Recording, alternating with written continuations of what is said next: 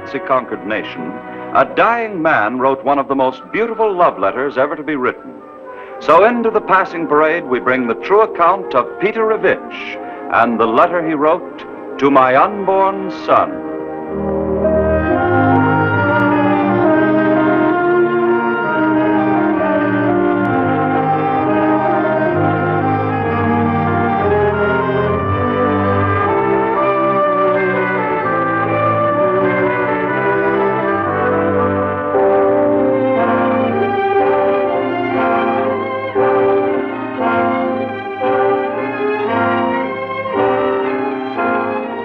Our story begins in a tiny village in Yugoslavia where plain, simple people worked and laughed and worshiped God and got along together.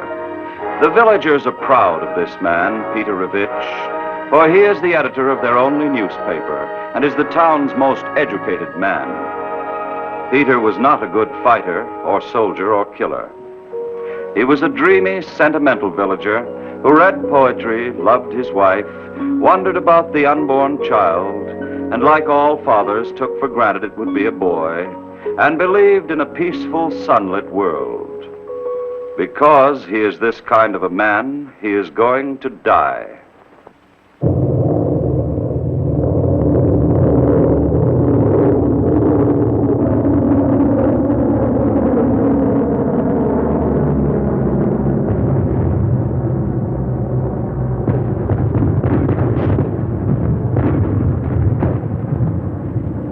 Yes, death is coming to you now, Peter Ravitch, for the Nazi invader roars across your little nation to enslave you, and you will die because men like you do not become slaves. How familiar the story has become.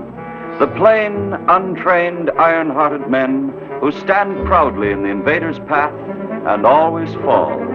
The village guerrilla bands, keeping 500,000 Nazis out of other conquests, away from Russia, away from Africa.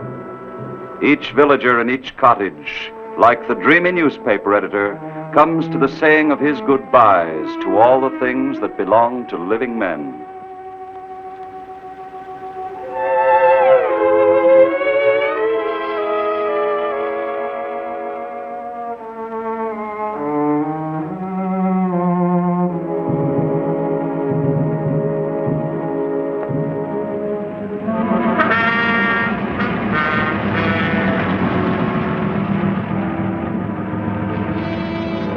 So when the Nazis rolled into your little village and orders went out to round up all the men for the slavery of Hitler's labor battalions, the answer was the same at every cottage.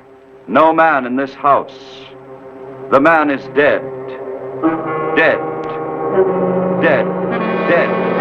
Dead. But the war-wise Nazis did not believe your faithful women.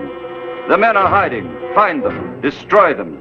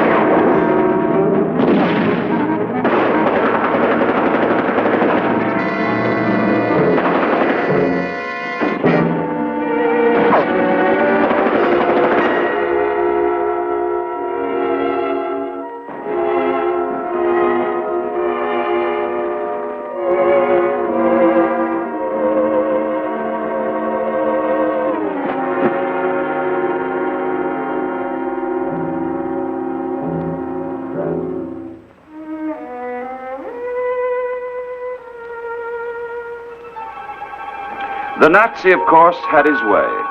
In those days, he never failed. Destruction. Machine gun against rifle. And far away, the women waited. and read the news in the flames that swept the sky.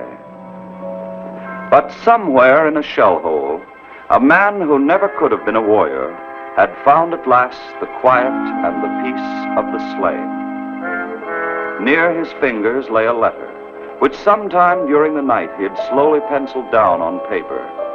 And almost as if a supernatural messenger had undertaken its delivery, it was wafted from the hand that had written it.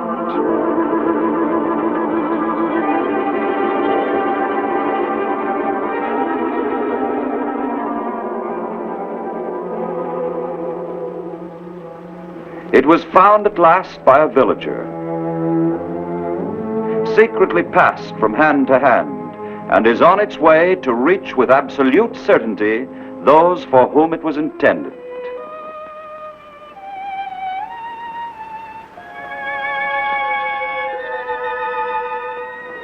To my unborn son, my child, sleeping now in the dark and gathering strength for the struggle of birth, I wish you well. At present you do not breathe, yet when your time comes to be born, you will have power to fight for air and light. Such is your heritage, such is your destiny as a child, to fight for light and hold on without knowing why. May you seek always and strive always in good faith and high courage. And in this world where men grow so tired, keep your capacity for faith and belief. Keep your love of life, but throw away your fear of death. Life must be loved or it's lost, but it should never be loved too well. Keep your delight in friendship, only learn to know your friends. Keep your heart hungry for new knowledge, and keep your hatred of a lie.